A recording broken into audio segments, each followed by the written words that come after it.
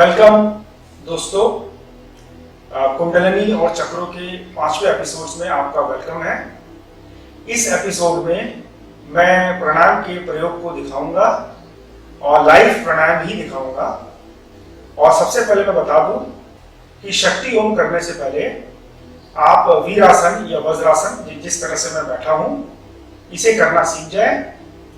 इसमें मैंने दोनों पैरों को बेंड किया है, पीछे में इस तरह कमल की तरह उसे फैलाया है और हिप्स जो है वो उस पैर के ऊपर में बैठ गया है, जिसे हम वज्रासन कहते हैं। इस तरह की मुद्रा, इस तरह के आसन में मैं घंटों बैठ सकता हूं, क्योंकि ये मेरी प्रैक्टिस है। शुरू में आपको असुविधा होगा, लेकिन बाद में आप देखेंगे 10 मिनट, 15 मिनट, 20 मिनट आराम से बैठ सकते हैं। ये उत्तम आसन है और इस आसन को करने का पीछे, इस आसन में बैठने का उद्देश्य ये है कि आप इस आसन के माध्यम से मूलबंध और अश्वनी मुद्रा बहुत आसानी से कर सकते हैं। तो सबसे पहले मैं आपको बता दूं कि सबसे पहला जो मैं आसन आपको दिखाऊंगा, सबसे पहले आपको भस्त्रिका प्राणायाम करना है या कपालभाति सबसे पहले करना है। कपालभाति में सबसे पहले आपको दिखाता हूं।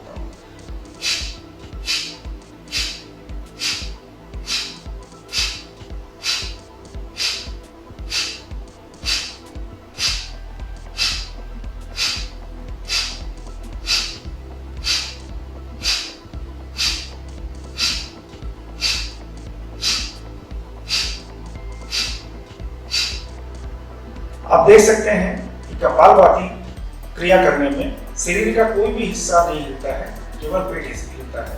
कई लोग चेहरे को भी हिलाते हैं, पर वो गलत है। चेहरे पे देखिए, कहीं भी केवल श्वास को छोड़ रहा हूं।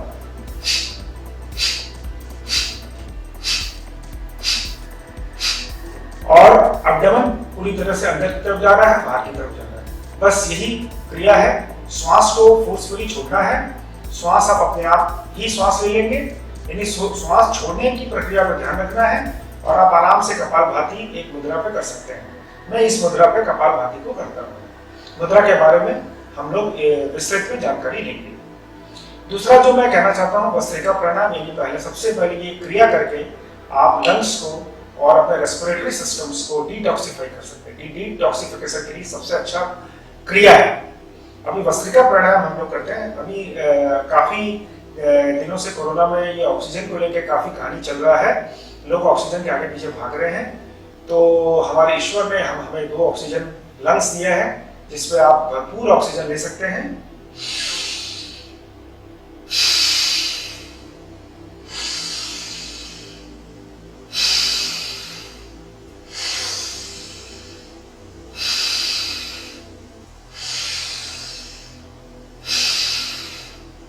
इस तरह से आप 10 से 12 बार ऑक्सीजन ले सकते हैं और इस तरह से आप ऑक्सीजन लेके पूरे लंग्स को भर सकते हैं।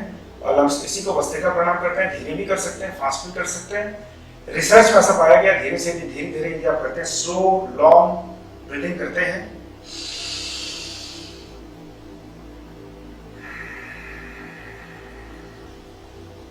Slow deep and long breathing यदि आप करते हैं, तो वो सबसे अच्छा है आपके शरीर के लिए। और शक्ति ओम के लिए मैं तो लॉन्ग स्लो डीप ब्रीदिंग के लिए ही बोलता हूँ, यानी धीरे, लंबी और गहरी सांस आपको लेनी है।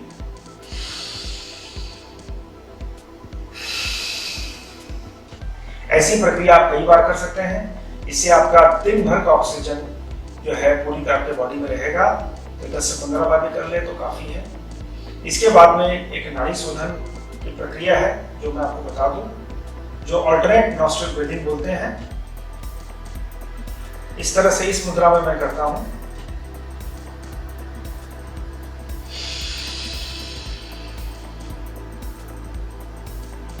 Hold for some time.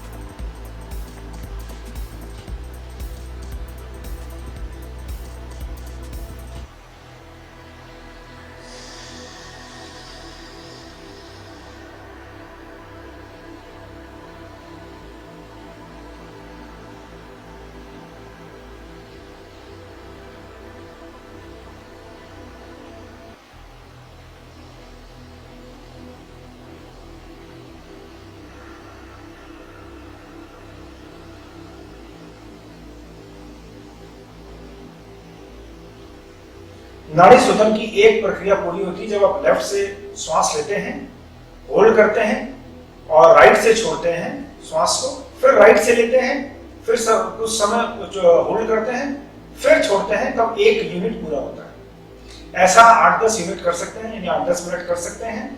और कैसे करना है, 5 सेकंड में भी श्वास ले रहे हैं तो 10 सेकंड तक आप होल्ड करिए और 10 सेकंड में श्वास को निकालिए और फिर 5 सेकंड में लीजिए। इस तरह से आप 50-55 सेकंड में एक प्रक्रिया को पूरी कर सकते हैं। या फिर मान लीजिए 10 सेकंड आप नहीं होल्ड कर सकते तो 5 सेकंड होल्ड करिए। धीरे धीरे इस होल्डिंग कैपेसिटी को आप बढ़ा सकते हैं।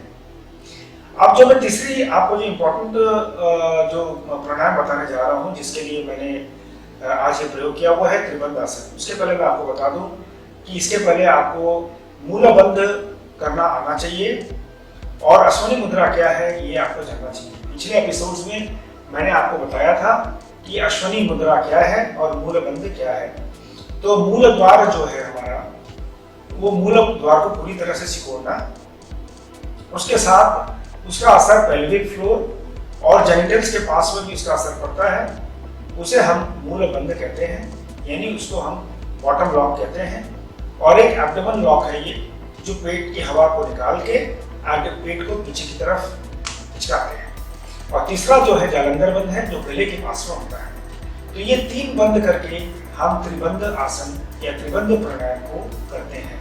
अब मैं आपको ये लाइव दिखाने जा रहा हूँ कि त्रिबंध प्राणायाम कैसे करना। ध्यान रखें, त्रिबंध प्राणायाम करने से पहले बहुत बार वस्त्रिका प्राणायाम करें ताकि आपके बॉडी के अंदर में बराबर मात्रा में ऑक्सीजन रहे, क्योंकि ये इसमें ये कुंभक की प्रक्रिया है। और जो लोग हार्ट के पेशेंट हैं या जिन लोगों को हृदय का रोग है या फिर लंग्स का रोग है या दमा है, जिनको किसी तरह की श्वास की शिकायत है या ब्लड प्रेशर बहुत हाई रहता है, ये डायबिटिक पेशेंट हैं, ऐसे लोग पहले डॉक्टर पर चिकित्सीय परामर्श जो है वो जरूर कर ले, उसके बाद ही त्रिबंध आसन करें। स्वस्थ लोगों के लिए तो कुछ भी नहीं है, वे तो सीधा इसे धीरे धीरे करके कर सकते हैं। एक बार में ना करें, क्योंकि मेरा ये सालों का प्रैक्टिस है।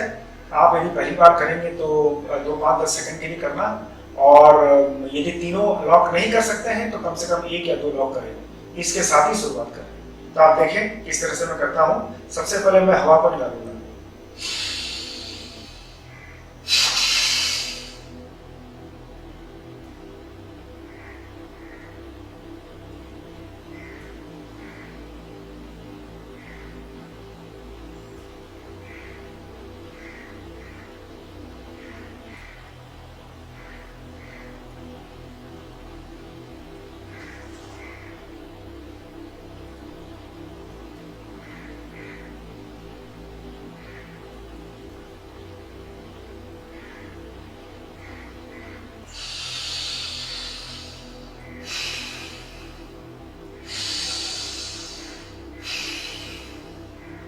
त्रिबंध प्राणायाम के समय आपकी रीढ़ की हड्डी यानी आपका बैकबोन हमेशा स्ट्रेट होना चाहिए। पहले मूल बंद करना है, फिर आपको इस एब्डोमेन लॉक करना है, फिर जालंधर बंद करना है, उद्यान बंद, फिर जालंधर बंद करना है। और श्वास कुंभक रखना, यानी श्वास छोड़ के श्वास लेना नहीं है। तो मैंने 35 से 40 सेकंड, 45 सेकंड, 50 सेकंड, 1 मिनट तक ये कर लेता हूँ। 3 से 4 बार इसे आप दोहरा सकते हैं। इसके बाद आप शक्ति ओम करने के लिए पूरी तरह से प्रिपेयर्ड हो जाते हैं। तो शक्ति ओम से पहले होने वाले सारे प्रयोग मैंने आपको बता दिए हैं। एक बार फिर आपको त्रिबंध आसन त्रिबंध प्राणायाम दिखा देता हूँ।